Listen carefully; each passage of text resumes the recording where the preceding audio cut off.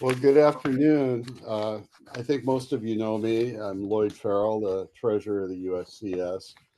Amongst, besides Pearl Harbor, I also collect and am working on a project regarding the USCS Battleship Oregon chapter that existed back in the 1930s. And as part of that, I realized that they started producing merchant marine covers. So I put together this little program to tell you about what I found on merchant marine covers during the year 1935. As I was picking up covers, I noticed that sometimes these merchant marine covers would have the Battleship Oregon chapter logo, like this one and this one, and sometimes they wouldn't. It would be the same cachet, but this one didn't have anything. It did have Myron McCamley's uh, number on it, so I knew it was McCamley. But McCamley was also the commander or president of the Battleship Oregon chapter, and I could not tell whether these were why some of them had it and why some of them didn't. Um, and what the answer I found was it involves some of the history of the USCS, especially the election of 1935.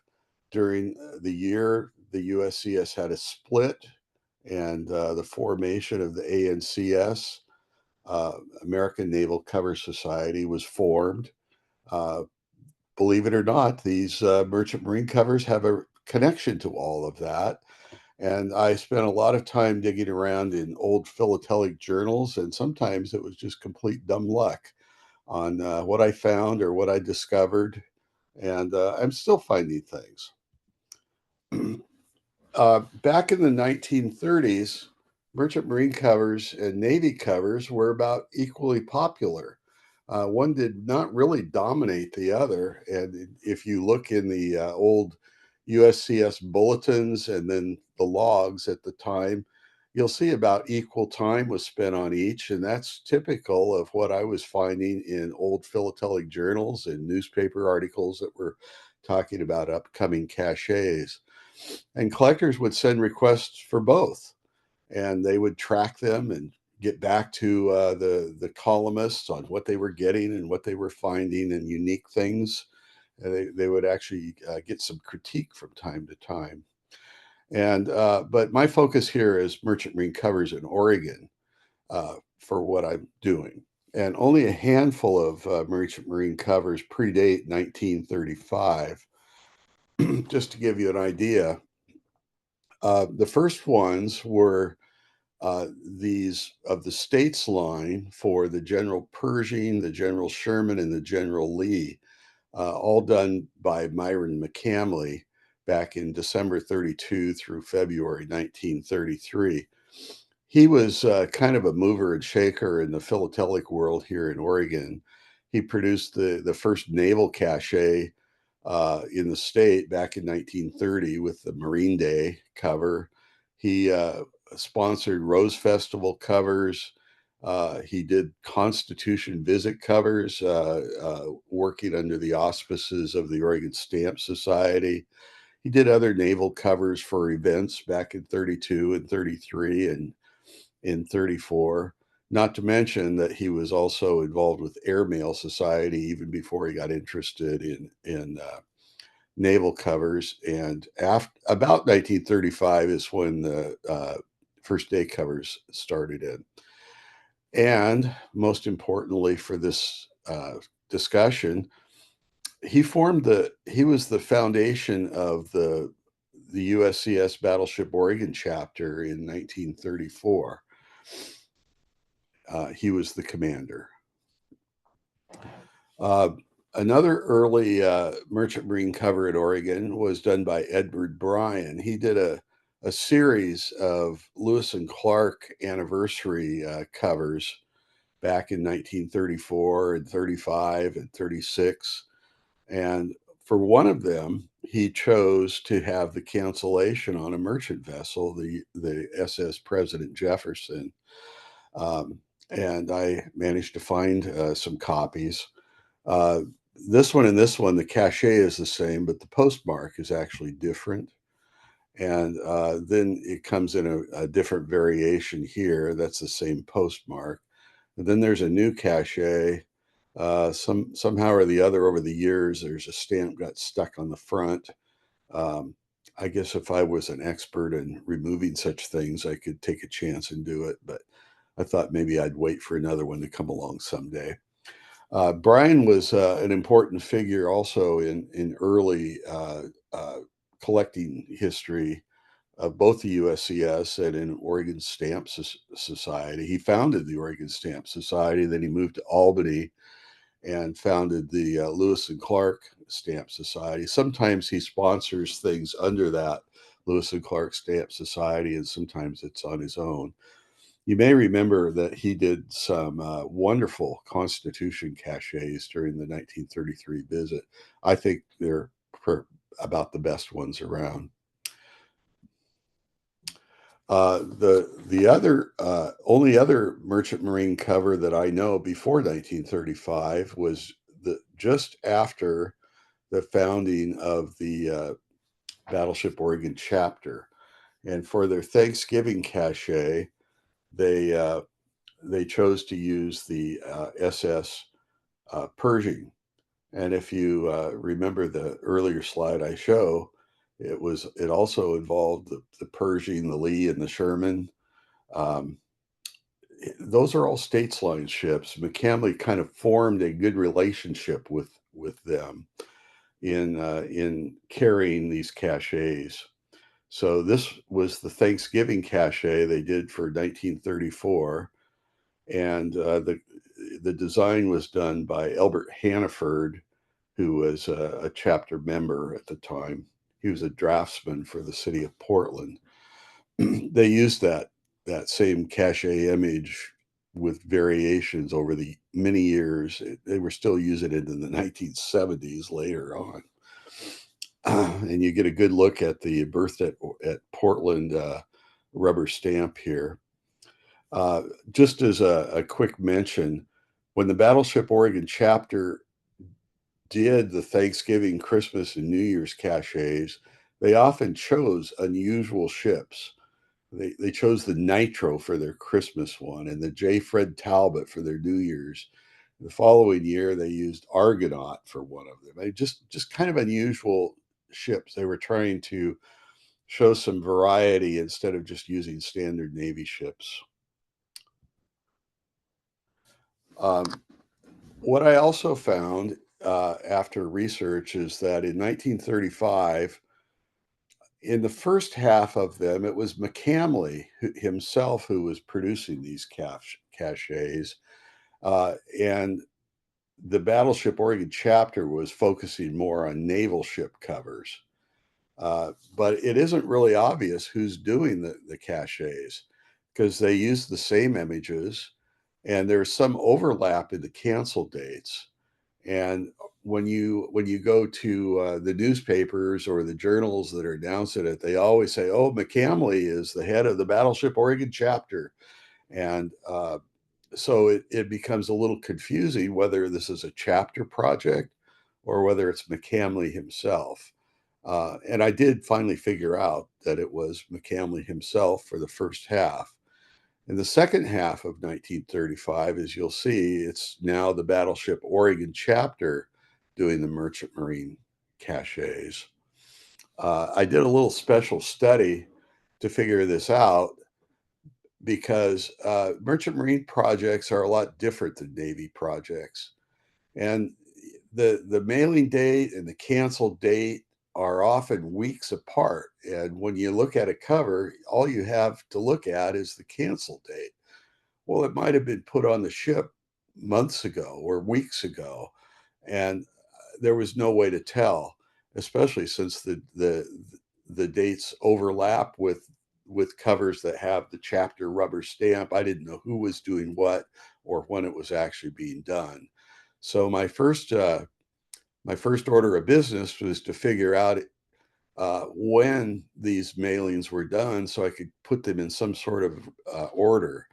And I looked at newspapers and philatelic journals to figure out whether the project was, which projects were planned, and whether it was McCamley. I found that he did two series as they described it, and I found the exact dates of the ships that were coming in and out of Portland that were associated with those. And then I put the results on a spreadsheet. Steve is kind of a spreadsheet sort of guy, so he'll probably appreciate some of this. And early on, I put him in the sailing day, excuse me. I put him in the sailing day, and then I put the cancel dates over here. So it kind of creates an interesting difference. I also put whether there was any advance notice given and when that was, and then I put the sources. I just used a number here, and then there's a key to the sources over here, and whether I've actually saw or found covers. In all this case, I did find that covers were actually produced for these. Um,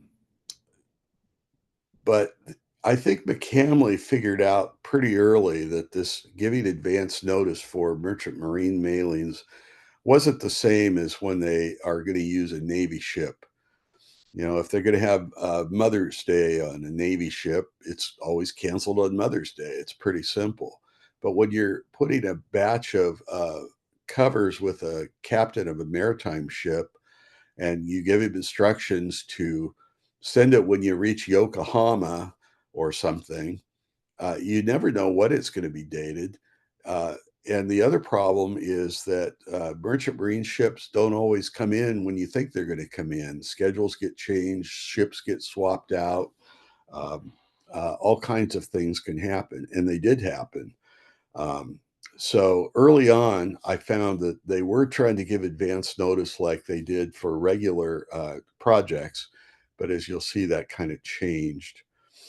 Just to take a look at what I call Series One, which the first one was put on a ship in December 34, and Series One was really over by end of February 35, or it might be early March of 35. I can't remember. Uh, but the first one was the motor vessel Silver Maple, which is part of the Java Pacific line. And there were about 250 covers that were put on board. And it's got a San Francisco cancellation in February, which is kind of interesting because when I did some research, I found that the ship itself was actually in Calcutta on that day. So the nearest I could tell is that she must have passed off the covers to another ship without any markings, and then when that ship got back to San Francisco, they were put in the mail, something like that. There's always some mystery about some of these. The next one, he goes back to his reliable States Line ship, this time using the General Lee. And this is the same rubber stamp from 1932-33, except right here he crossed out first first voyage. They scratched it out of the rubber stamp, and then McCamley, in this case, just signs his name. They used the purser mark January 9th, and then later on, when they got to Yokohama, they used it went through commercial mail. Uh, some of these packet boat entries here, he was criticized about some of these from time to time because I think they were put on by McCamley himself. They were not actually from the ship, whereas other markings clearly were from the ship. He had kind of an arrangement with the States Line that they would take them on board in about 2 or 3 days out. Often they would then put the purser mark on there and then hold it until they got to their actual destination. Um, Another one, the Granville, also using the little steamer cachet. But if you look closely, it's really different. This one is a printed cache, and the smoke coming from the stack is slightly different. And this was the rubber stamp cache that you saw on the other one. Um, I haven't done a full study on those, but that's pretty obvious that one is from printed and the other is from a rubber stamp. This one was put in the mail at Portland and canceled in Liverpool. Another Java Pacific vessel, the motor vessel Silver Bell, sailed for Cape Town, and as you see, it's got the Cape Town, and this is the rubber stamp. Um, it's pretty easy to tell the rubber stamps not only because of the smokestack, but they're often, out of line or printed at an angle. Um, this is a new one, the Hayo Maru, and this adds a souvenir, what I call a souvenir rubber stamp dated from the ship, and then it has the destination cancellation. The place that he got the cachet, though, was simply from an article in the newspaper. I was going through uh, newspapers in the Oregonian and the Journal, and I stumbled across an article that had several different uh, images. I thought that looks familiar. Sure enough. So the image that he uses on this Hayo Maru has absolutely nothing to do uh, with the ship. It's the Admiral Fisk in an article that's talking about sinking off the Florida coast back in 1928. So that was just kind of a lucky break.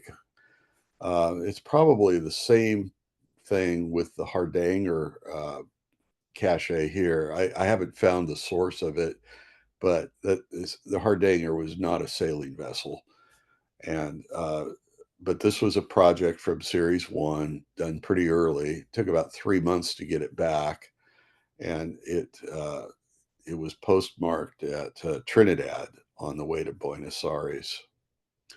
The only difference in these is that this is a nicer looking or presenting cache in my mind, and I like the fancy envelope. I had room, so I just showed them both. Um, I might add that often on these merchant marine caches that McCamley and later the chapter, you'll see this little USA rubber stamp that might go unnoticed. But since a lot of these merchant marine covers were mailed from foreign destinations, they had to indicate it. So this was a rubber stamp that McCamley actually put on there, or the chapter. Um, and in essence, it kind of becomes distinctive over a while. If you're looking through a pile of covers and you're wondering, is it possible this is a chapter cover or a McCamley cover? If you see that, that's a good indicator. Anyway, the Este or the DS was put on board in February 1935, headed for France, and it got postmarked at Cristobal in the Canal Zone on its way. That was a new image too. First time I've seen that one used. Here's our little steamer, rubber stamp variety, and again he's going back to the States line. This time to the familiar General Sherman, and it was published that there were only 110 of these that were done. And again, he uses the purser's mark here. This packet boat stamp. Well, somebody actually wrote in there fake, but I was going to say that that's another one of the packet boat ones that McCamley himself applied. Looks like he did the one with the rectangular border up here too. Uh, this is a little bit unusual in that it kind of employs the emergency mail concept that they used that airmail people really liked in Alaska, where it would go up by steamship, then it would go by rail, or it would be flown to Fairbanks. combining different sorts of transportation. In this case, it was sent by steamship to go up north. They were supposed to go to Ketchikan and Seward. Uh, in this particular case, I found that the ship did not leave from Portland, it left from Seattle. And the postmark with the Seattle Seward RPO was the day the ship departed Seattle. So they kind of did this before the ship even left. Uh, you wouldn't be able to tell it otherwise. This particular example is addressed to Louis Dysing, who was the uh, uh, cache director for the Battleship Oregon chapter. Another reason why this can become confusing, because this is a McCamley cache, but it's addressed to somebody in the Battleship Oregon chapter. The SS Rosandro was an Italian ship, and it took a while for her to get there, and it has a little bit of a mystery associated with the dates. This is a July date on the souvenir cancel, but a November date is San Pedro. And as near as I could tell, uh, the ship did go all the way to Italy, uh, and and it looks like from things that I read that the covers on board must have been handed over to the Feltre, a different steamship, Italian steamship, and it was the Feltre that arrived at San Pedro on the 21st of November, and then they put it in the mail. Um, I think this is also the one that got a bit of a criticism because the Rosandro was, well, never mind. I'm just going to leave that. Here's a familiar cache being used again. And this time the ship was bound for Copenhagen, and they canceled this at St. Thomas in the Virgin Islands. Um,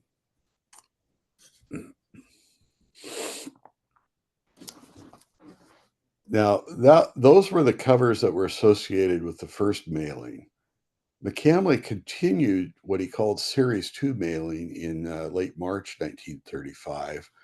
And I wanted to interject here because this was just at the time that the 1935 election had recently ended.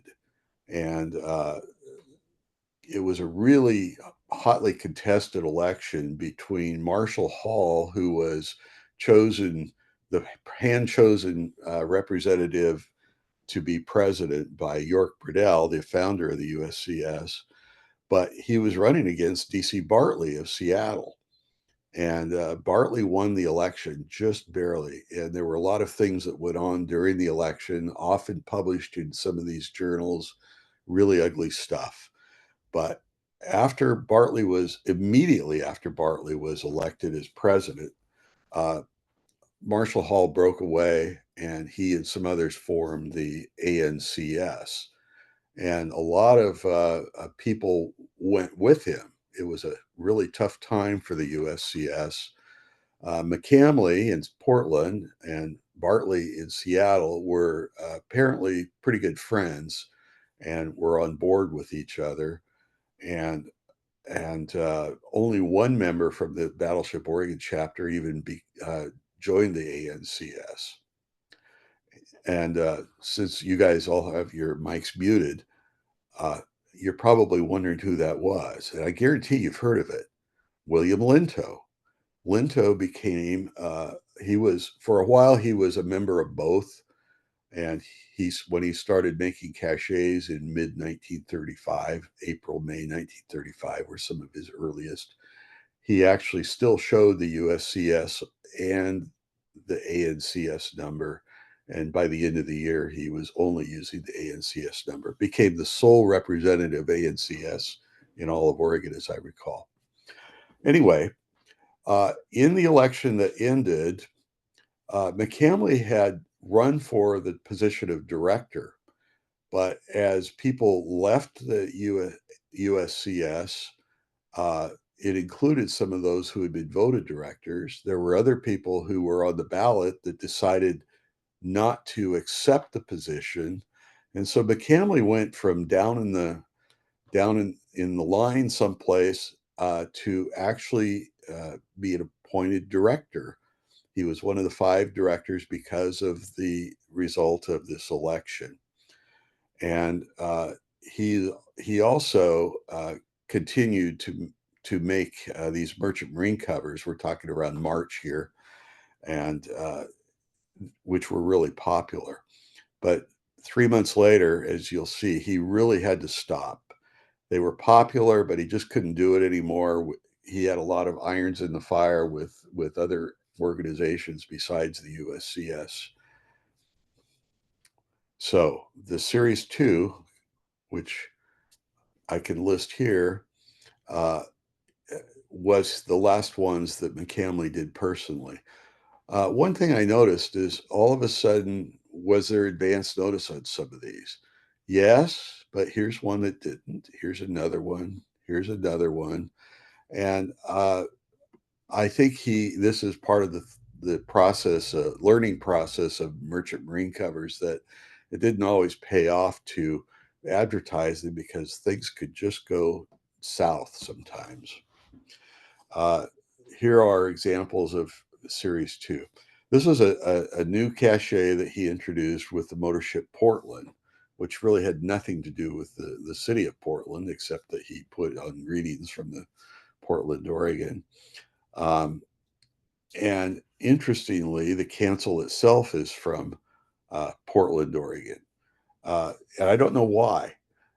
The ship was on its way to Seattle and then other ports.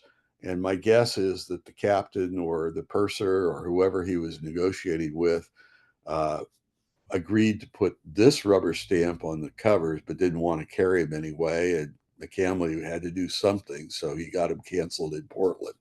Another one of those little mysteries, but that's about as well as I can figure it out. There was um, this ship as well, Dutch motor vessel uh, Delftic, and I know there's different spellings. I think depending on whether you're writing in Dutch or not.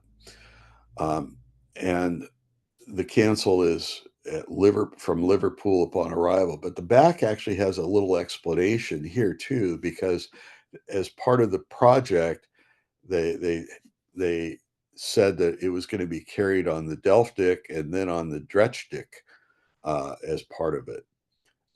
And it was the little gimmick they were doing. So I don't I don't know which carried what for what period of time, but it honors both in a way. And then we have the Motorship Pacific Trader. I'll tell you where this cachet came from in a minute, but this was a straightforward cover, uh, merchant marine cover. Canceled at London, I think, at the day of arrival, and with a nice packet boat at sea cancel. This one is a little bit unusual. The ship sailed from Portland, the San Antonio sailed from Portland to France. But what caught my eye was this. Having worked on the other Battleship Oregon covers, that's the same cachet that they used for the Warden, which had just been put into service earlier in 1935. And for the shakedown cruise, the Battleship Oregon chapter had 5 different covers using that same image, sometimes in blue, and then in red and green and yellow, I think even one. So I was really surprised to see this, and then that it was associated with the San Antonio, which is a ship I'd been watching for from the research because I knew it was supposedly part of Series 2. I had just never seen one before. So I was kind of excited to get this one. Back to the States Line ships, this time using General Pershing again. And now you see where that cachet image on the earlier one I showed you came from. Came from this. It was an ad for the State Steamship Line. In this case, it used an Oriental image as well as a ship image, neither of which truly represented any particular ship. And as he usually did, he got the purser mark applied, and then the cancel for the return ship actually came from the President Jefferson, Seapost cancel. The motor ship Elbe was postmarked at San Francisco when the ship arrived from Germany. So in this case, it left for Germany in April 1935, headed for Bremen, but they didn't put it in the mail until the return trip when they arrived at San Francisco. So it was kind of interesting to see that it made the whole trip. They didn't do anything until then. It's got a nice little straight line there of the MSLB. The Rialto is really a bit of a mystery. The ship was at Portland in April and August 1935, but in August 1935, articles were saying, "Oh, that the cachet from that ship is in transit," so it implies it was from an earlier mailing. But this one uh, wasn't canceled until January 1936. It probably wasn't the August 35 that it was put on board, because by then the Battleship Oregon chapter was doing the cachets and there's no chapter rubber stamp on the back. So either this is a complete anomaly that Louis Dicing, again a member of the chapter, did on his own, or it really is the April 35 mailing. I for until I have reason to think otherwise, I'm counting it as the April 35 mailing. Not really much of a cachet, just the straight line of the ship. Another series 2 without very much marks and a fake packet boat over the stamp was the Hindanger, which is the sister ship of the Hardanger that you saw earlier. And they repeat the use, and she was headed for Rotterdam, and but the cancel is from on the back anyway, shows France, um, and also shows the name R.B. Hare, who Ross Hare was a Battleship Oregon chapter member too, very active. Wrote articles in the Cost Street Stamp Journal, and it turned out to be extremely helpful for sorting all this stuff out. The SS Hollywood, and leaving Portland in April, and then the cancel is from the SS Pan American in July. I got this off of eBay, but the dealer reposted it. So if you see this cover on eBay, I've even told the dealer, this is the one I bought. You don't have two of them, do you? And I never heard from him. So if you want to take your chances, but this is the one he's got on eBay. I made a mistake here when I said this was the first of several NYK ships. The Hayo Maru was the first time he used the ships, but this is the first time that he used this cachet, which is kind of interesting. It's a Southgate. It's in Korea, but it's used in the advertisements of the NYK Japanese line. It makes for a striking image. You'll see it 2 or 3 times here, and they use different colors. Again, the fake packet boat rubber stamp here, but it does use a nice souvenir cancel plus the Yokohama cancels upon arrival.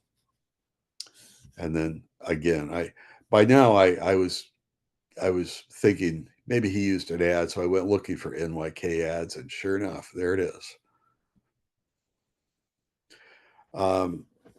This is a reuse of a cachet you saw earlier. To be honest, I always thought that was a strange looking cachet. it almost looks like it's upside down rather than a ship floating in a harbor with palm trees. Just doesn't strike me that way. Uh, but the West Ira has a cancel on it. It has a canceled date here, but you can't read it. And I've seen other examples. I can't read any of them. It just looks like that. In August 1935, there was mention made that the covers from West Ira were still in transit. So they weren't immediately put in the mail on June 14th. I don't, another bit of a mystery. The Leakanger, another mystery. The cancel is in Balboa, the Canal Zone, in January 1936, but the sail date from Portland was back in May of 1935. So it's a long one. In August 1935, this image was used in a write-up about Merchant Marine that McCamley did. He showed the image, not the cover. So we know he did it. We know he was planning on it. But it appears that this is the cover that was put in the mail in May, and for a variety of reasons that no one had control of, didn't actually get a cancellation until several months later. Here's the familiar cachet with the NYK line. This time they're using kind of a purple image, nice souvenir cancels. And I should point out too that sometimes you'll see the stamps over here. Sometimes they'll be foreign stamps. Sometimes they'll not be. Um, and you see entirely different arrangements. I've even seen the stamps over on the left side, and it becomes a little strange. This one is not my cover, but I made a copy of it because I'd love to own it, but I don't. It was not advertised as but ahead of time, but it is a Series 2 cover, which I confirmed later on in some of those Ross Hare listings where they were talking about the covers that McCamley did in Series 2. And it's done by the President McKinley, and it's a seapost cancellation from the ship. This one he actually signed. Arthur Delmore in Eugene was a chapter member. He was an Army guy, and he also did some covers for Army for Camp Clatsop down on the coast that were quite spectacular. This is a ship that was to have a cover, and as far as I know, one was done. The cachet image that you see was published in the June 1935 log, uh, but I've never actually seen a cover. I keep my eyes open for it. I've seen this airplane image used on other covers that McCamley did. I've just never seen this cover. So it's possible it was never done, but if he got so far as to put the cachet itself into the log, I would think there probably is one out there someplace. There were at least 3 that I found that were advertised ahead of time that provide good examples uh, why merchant marine covers projects are not as reliable as others. When I really investigated the New Westminster City, the Motorship San Francisco, and the Montara, what I found is that they didn't actually show up in Portland, or they changed the dates and went elsewhere, et cetera, et cetera. So they advertised that they were going to do something, but they didn't actually on these 3. Okay, back to some historical notes. We're now about end of June 1935. McCamley is done with his Series 2 mailings. Not all of them have come back yet, but he's done sending them out.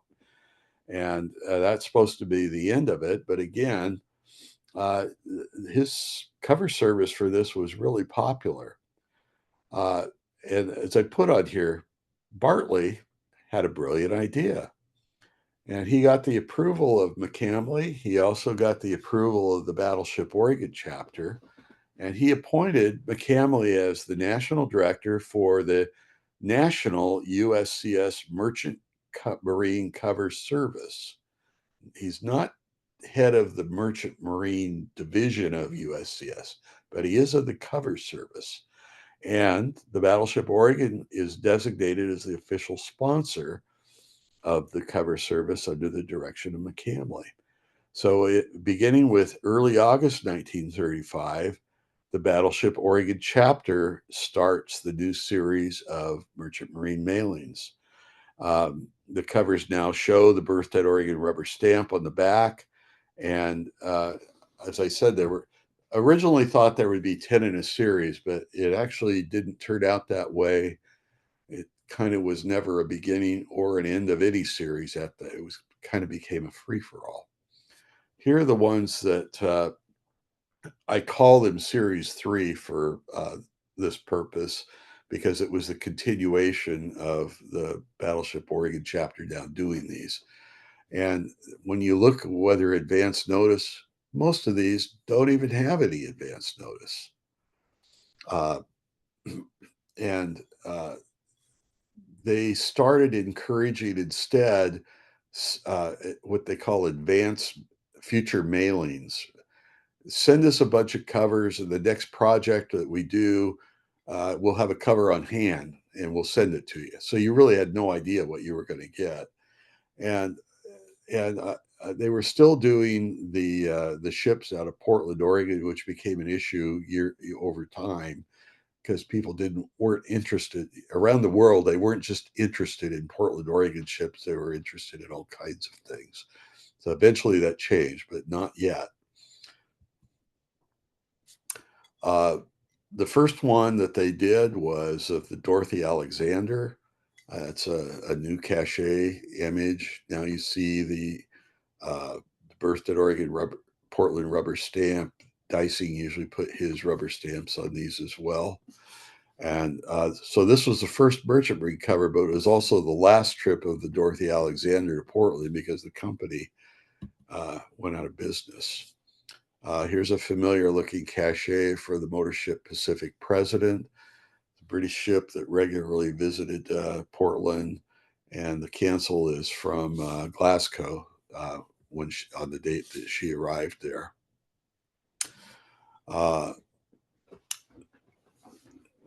I first noticed this one when I was collecting, when I was looking for Pearl Harbor things. The Monolay, I think is how it's pronounced. And this was a sale date out of Portland on August 17th. The cancellation is September 10th. The ship departed for Honolulu. She arrived at Honolulu on September 1st, but then went on to Port Allen, where this was canceled. The post office at Port Allen is a place called Ellery, and forgive me if I'm not pronouncing that right.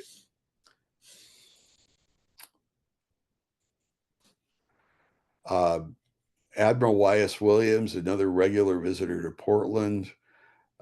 She left San Pedro on September 12th, and Wilmington was probably the closest office. That's right there, San Pedro. And that's where the cancel was done. And this is the one that I later saw some criticism about the cachet, where they're showing a nice liner, but the Admiral Williams was just a simple freighter, and whoever the columnist was didn't really care for that. Actually, it's fairly typical of a lot of covers that we see all over from the 30s, regardless of merchant marine. I remember there's a really nice battleship image that they use on a lot of Navy covers, and then you look at the ship, and it's the Vireo or the Bobolink or something that has absolutely nothing to do with the battleship image. The SS Dorothy Luckenbach, uh, again, a familiar image, done at Balboa while about halfway on our way to Boston. Balboa have a nice packet boat uh, device. I've not gotten into analyzing merchant marine or packet boat devices at all. There was uh, we used to have a member named Gus Lund who died about 15 years ago. He's almost 100 years old, but he wrote a book on packet boat covers. It's actually in the USCS reference collection. I guess I should dig it out and take a look at it. Another NYK ship using the familiar cachet, this time in red, fake packet boat rubber stamp, and the Yokohama image done by the Battleship Oregon chapter this time. Of the various NYK covers, the one for the Totori Maru is probably the one I see the most often. The Motorship Canada, the cachet talks about this being the inaugural voyage, but the inaugural voyage was in September 35, and that's actually when she left Portland, was in September 15th. But the cancellations um, weren't done until 1936, March. And the ship had already visited Portland again in January 36.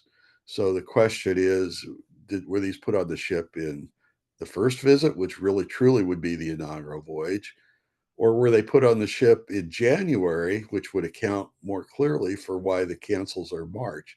I don't really have an explanation for that. And since this indicates inaugural voyage, I can only assume at this point that that's what it was. Most interesting ship is the motor ship Silverhail of the Java Pacific Line. And there was absolutely no advance notice of anything. They weren't doing that much. And it seems to have been a ship that came in port and they put some covers on it simply because they had the opportunity to do that, with the understanding that they would be placed in the mail at some distant port. So the ship left Portland on October 7th, and she sunk on November 9th in the Philippines. I had no idea this existed until I started seeing, I found these articles that talked about 225 covers from collectors. Uh, and McCamley sent the information to another columnist in the Stamps Weekly magazine, and he published the same thing. So I don't know what the image was. I always think of it. Well, maybe it's the simple little steamer that they used on the other Java Pacific lines, but I have no idea. I'd love to find one, but apparently they all disappeared when the ship sank. This was another cover of Opportunity. There is absolutely no date on this cover, and there's no mention of the SS Laura in any literature, or and yet here it is with the berthed at Portland, Oregon rubber stamp. The only mention of this cover in the log comes from the log auction about, I don't remember, 15 years ago. It said MS Laura. This is when Lori and David were doing the log auction, and they sold one. I didn't get this from that, but that's the only mention I've ever seen. Otherwise, nobody even knew this existed. I could give it a date from the sale date at Portland when she left for Haifa. There's no other information on it, and but that seems to be exactly when it was done. Same with this, the Nordstjerden, not mentioned anywhere. If you do a word search in the old logs and bulletins, you will not find the word. It's not mentioned anywhere, and yet It introduces a new cachet, clearly from the Battleship Oregon chapter. I assume this was another cachet done by the Opportunity, where McCamley or someone in the chapter saw it, quickly put a bunch of covers on board, and that was it. No idea how many exist. And I might add that both of these last two were new discoveries for on my part, because I didn't know they existed. And so I occasionally still find a Battleship Oregon chapter cover that I've never seen before, and it usually has to do with Merchant Marine. The Taringer, you do see this one around. Uh, it was postmarked at Antwerp just before she went to Rotterdam a day or two later, which was her ultimate destination. And on most of these, you can't read the date. So I chose this one to show, even though the cachet is not as clear as possible, just because you can read the date, and most of them you can't. The William Luckenbach, uh, I'm just showing a couple examples because this one has foreign postage and this one has US postage. Both of them were canceled at Canal Zone.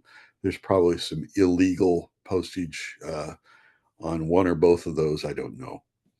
But uh, the William Luckenbach was kind of notorious a couple years later or so, when she sunk in the Willamette River and was raised, and a lot of finger pointing on the who's and whys. Uh, the motor ship Weezer sailed for Rotterdam, and the only date I've ever seen on them is this straight line one. Some of them have it, and some of them don't. Um, Again, they're using a familiar cachet, and it's a cover you see fairly regularly. This is one I've only seen a few times. Uh, a Christmas cachet from the motor ship India, but the cancellation is from February 1936. So you would, from Rotterdam, and you think, why in the world would you have a Christmas cachet canceled in February? Well, it's because this was a project that started in December 15th, as I found the sale date when she left Portland. Um, uh, now there was another chapter cover that was done uh, for the Christmas official Christmas cachet by the chapter, and that one was the Argonaut. Another a little bit unusual choice. I love this cover because it's addressed to Cora Thompson, care of the Battleship Oregon. She was the curator of Oregon and on the Battleship Oregon Commission. That's a state commission that monitored expenses and operations. And she was in charge of that from 1925, when it was first came, until they closed their doors at the end of 1942. Very interesting lady. Okay, that's pretty much what I have here. So, as to my original question of why some caches had different sponsors, even though there's overlap in the dates, I kind of figured that out. Why that McCamley did the earlier mailings, and the chapter did the separately did the other mailings, even though the cancellations overlap. So we now know the proper sequence of both series 1 and 2, and I've established the sale date by research and confirmed it in various philatelic journals, and discovered that some projects were announced and never done. And I even found some of the sources of the cache images that were used. Uh, as you found, the 1935 election of USC had an influence on these covers. When McCamley became the national cache director, became a director, period, because of the election, and then was named Merchant Marine Cache Director, and the Battleship Oregon chapter became the national sponsor. Uh, so I figured out the sequence of what I call Series 3 for the chapter covers and new discoveries are still possible, which means I would have to modify everything on those charts again. I would do that happily, by the way. And so we have some that are previously unknown ships, and we even found one that we know had caches that sank before they were put in the mail. So, anyway, I think that that pretty much covers it. So, thank you all.